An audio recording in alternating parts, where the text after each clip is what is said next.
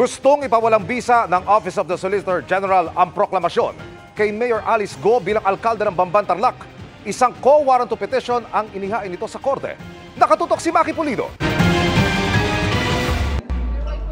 Dahil hindi umano tunay na Pilipino at sa pagsisinungaling ni Bamban Mayor Alice Guo, naghain na ang Office of the Solicitor General ng co-warrant to petition laban sa kanya. Layo ng petisyon na tuluyang ipawalang bisa ang proklamasyon kay Guo bilang mayor at ang pagtanggal sa kanya sa pwesto. Guo Huaping na ang ginamit na pangalan sa petisyon na naglarawan sa kanya bilang Chinese national na ilang taon na umanong nagpapanggap bilang Alice Leal Guo. Iisang tao lang daw sina Alice Leal Guo at Guo Huaping dahil iisa ang kanilang fingerprint base sa pagsusuri ng NBI. Kabilang sa pinagbasihan ng alien fingerprint card na isinumite ni Guo Huaping sa immigration nang pumasok sa Pilipinas noong June 12, 1999. 8 years old lang siya noon. Nakasaad sa alien fingerprint card na ipinanganak at nakatira si Guo sa Fujian, China at Chinese ang kanyang citizenship. Chinese din ang kanyang mga magulang. 1999 din nag-apply ang kanyang inang si Lin Wenyi ng Special Investors Resident Visa o SIRV sa Board of Investments. Bilang dependent, nabigyan din si Guo Huaping ng visang ito. Sa application process para rito, isinumite nila ang kanilang Chinese passports. 30 beses daw ginamit ni Guo Huaping ang Special Investors Resident Visa sa kanyang mga biyahe papasok at palabas ng Pilipinas. Pero wala na siyang mga travel record mula noong March 22, 2011. Giit ng OSG, malinaw sa batas na dapat natural born o naturalized Filipino citizen ang isang elected official. Hindi rin naman daw naturalized Filipino si Guo dahil hindi Filipino ang ina o ama ng siya'y ipinanganak. Ayon sa OSG, matinding pagsisinungaling ang ginawa ni Guo Huaping alias Alice Guo nang sabihing Pilipino siya sa kanyang Philippine passport, voters registration record at certificate of candidacy. Wala raw legal na basihan ng certificate of live birth ni Alice Leal Guo. Wala rin daw record ng birth, marriage o death ang Philippine Statistics Authority sa mga inilista niyang mga magulang. Pero kahit peke ang mga impormasyon, pinatotohanan pa rin ito ni Guo nang maghain siya ng Certificate of Candidacy para kumandidato bilang alkalde ng Bamban, Tarlac. Sinisikap pa ng GMA Integrated News na kunin ang panig ni Guo. Lumaki po ako sa farm. Para sa GMA Integrated News, Maki Pulido, nakatutok, 24 oras. Umarangkada na ang pasukan sa mga public school sa bansa, pero mahigit 800 ang hindi nakasabay, kabilang ay yung mga binaha. May mga inilatag namang hakbang DepEd para makahabol. Nakatutok si Ian Cruz. Umiiyak at halos ayaw nang pumasok ang ilang kinder students sa Kasiguran Central School sa Aurora. Hindi pa sanay dito sa school. Kaya umiiyak siya. Kaya naiyak siya. Hanggang kailan po kayo na magbabantay? Baka isang linggo gano'n. Kapag okay na siya. Baka okay na siya. Pero sa maraming paaralan, excited ang mga estudyante. Tulad sa Mountain Province, Kawayan Isabela, Cabanatuan Nueva Ecija at sa Cotabato. Kahit pa nga sa mga paaralang inulan pero wala pang class suspension tulad sa Lipa, Batangas. Pero sa ilang bayan at lungsod sa Laguna, sinuspindi ang klase dahil sa lakas ng ulan. Kabilang ang Binyan kung saan sana mangunguna sa class opening si Education Secretary Sani Angara. Mahigit 800 paaralan sa buong bansa ang hindi makakasabay sa pasukan habang may ibang nagpapatupad ng blended learning. Malungkot po. Dahil? Walang pasok. Maaring magpatupad ng Saturday classes. Kailangan pagka na-miss yung weekday, sa weekend magme-makeup. 98% naman ng mga paaralan ang nakapagbukas, kabilang sa Carmona National High School. Dito, hindi lang malakas na ulan ang hamon, kundi kulang na silid-aralan para sa mahigit 5,000 estudyante. Ginawa nating shifting yung grade 9 at grade 10 para ma-accommodate yung kakulangan sa kwarto. Kaya hindi ho problema.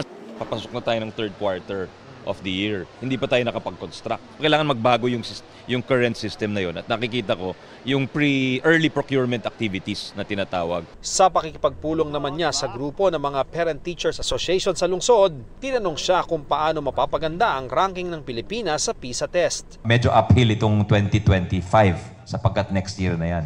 Medyo don't expect miracles overnight, di ba? Pero after 2025, ang sunod na exam, 2029. Paghandaan natin pareho yan.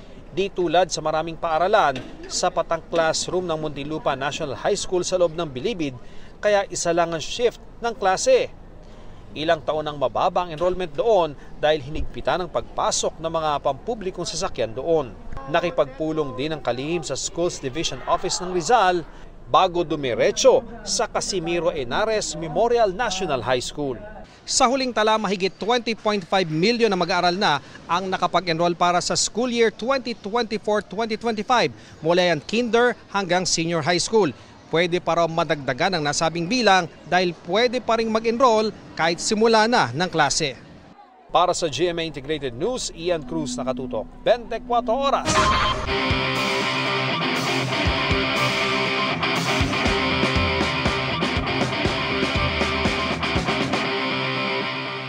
Kumpara sa nakasanayang relief goods tuwing may sakuna ng mga dilata, mas masustansya ang emergency food na likha ng isang grupo ng kababaihan mula sa Baguio.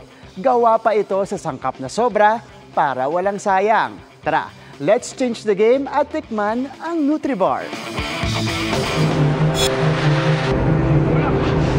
Sa panahon ng sakuna, may sagot na emergency food ang isang grupo ng kababaihan sa Baguio City. Pocket-sized. Kayang tumagal hanggang 3 buwan. At may homegrown local ingredients. Yan ang Emergency Nutrient Bar o Nutribar. Nagawa sa surplus na saba at munggo. Ilan sa pangunahing produkto sa City of Pines.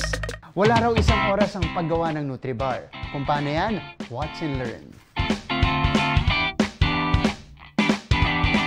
Isa rin sa kultura kasi yung ayaw. Ibig sabihin, wala sanang masasayang. Ano kaya kung subukan natin na gawin yung munggo at saka yung banana. Matapos po natin paghalu-haluin itong mga ingredients, ito na yung nag-iitsura niya. Tumigas na siya, naging buo na siya, isang bloke na siya. Ayan na po siya. Ready na natin siyang ilagay sa lalagyan at ipasok sa oven. Katuwang ng grupo sa paggawa ang CHESTCOR o Community Health Education, Services and Training in the Cordillera na siyang sumukat sa nutrisyon ng Nutribar. Una na nilang ginawa noon ang pulverized na saba bilang medicinal supplement. At noong 2023, sa tulong ng Pinovation Academy o Pinoy Innovation Academy na proyekto ng Center for Disaster Preparedness Foundation Incorporated, napondohan ang paggawa sa Nutribar. Ang isa sa pinakamatinding criteria namin ay dapat ito'y community-led.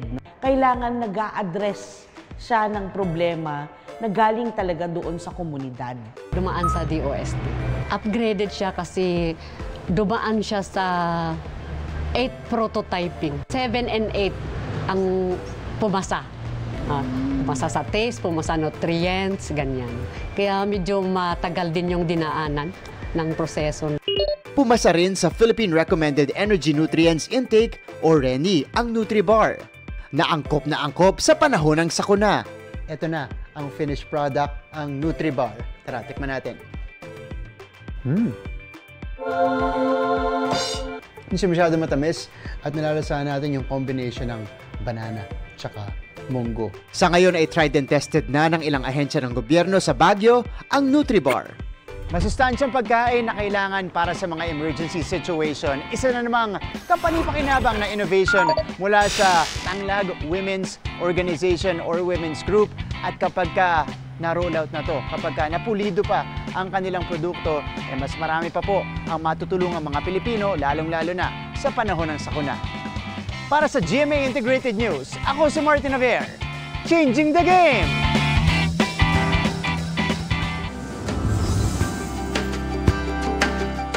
Tuloy-tuloy po ang bayanihan ng GMA Kapuso Foundation at ilang Kapuso Stars para tulungan ang mga binaha ng Bagyong Karina at Habagat.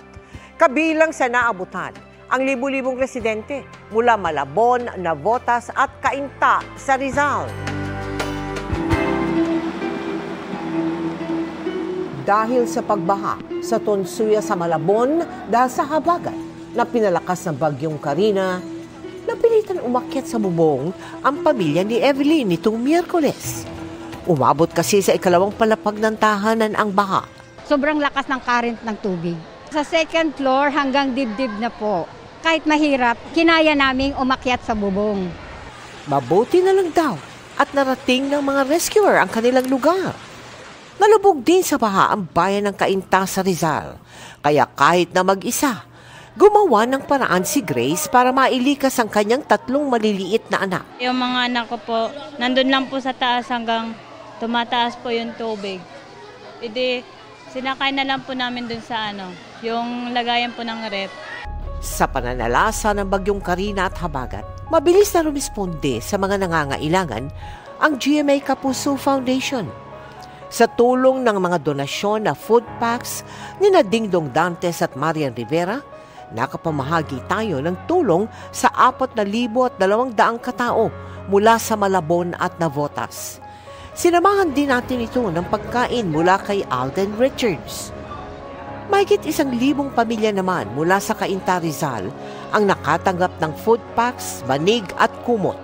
At sa bawat lugar na ating hinahatiran ng tulong, hindi mawawala ang pamamahagi natin ng pagkaing lugaw, tinapay at maiinom na tubig. Maraming salamat po sa GMA Kapuso Foundation at natulungan niyo po yung maraming kababayan po natin. Maraming salamat din po sa Bioderm Germicidal Soap, sa ibinahaging tulong sa aming Operation Bayanihan. Sa mga nais magpaabot ng tulong, maaari po kayo magdeposito sa aming mga bank account o magpadala sa Cebuana Luwalier. Pwede ring online via GCash, Shopee, Lazada at Metrobank credit cards. Nakaranas ng masamang panahon ang ilang bahagi ng bansa nitong weekend.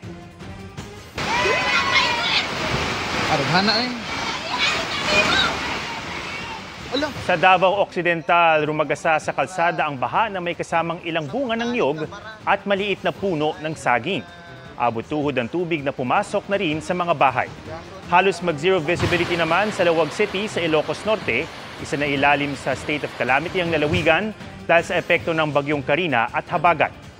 Nagsagawa naman ng clearing operation sa mga gumuhong malalaking bato sa barangay Ambuklao sa Bocod, Benguet. Wala na ang bagyong Karina pero nagpatuloy ang masamang panahon sa ilang bahagi ng bansa dahil sa habagat, low pressure area at thunderstorm. Sa pinakahuling datos ng NDRRMC, umakyat na sa 36 ang naitalang nasawi dahil sa pinagsamang epekto ng bagyong Butchoy at Karina, gayon din ang habagat nitong nakaraang linggo.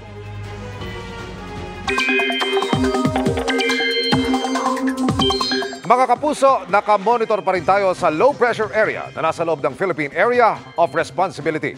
Ulitong namataan sa layong 335 kilometers north ng Itbayat, Batanes. Sabi ng Pag-asa, nananatiling mababa ang tsansa nitong maging bagyo.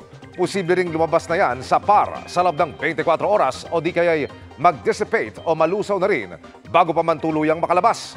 Patuloy na umantabay sa magiging pagbabago sa mga susunod na araw. Sa ngayon, wala nang epekto ang LPA sa anumang bahagi ng bansa. Pero dahil sa habagat at localized thunderstorms, paghandaan pa rin ang mga pag-ulan. Base sa datos ng Metro Weather, maaga pa lamang may tsansa na ng ulan sa western section kasamang Zambales, Bataan, Ilocos Region at Aurora.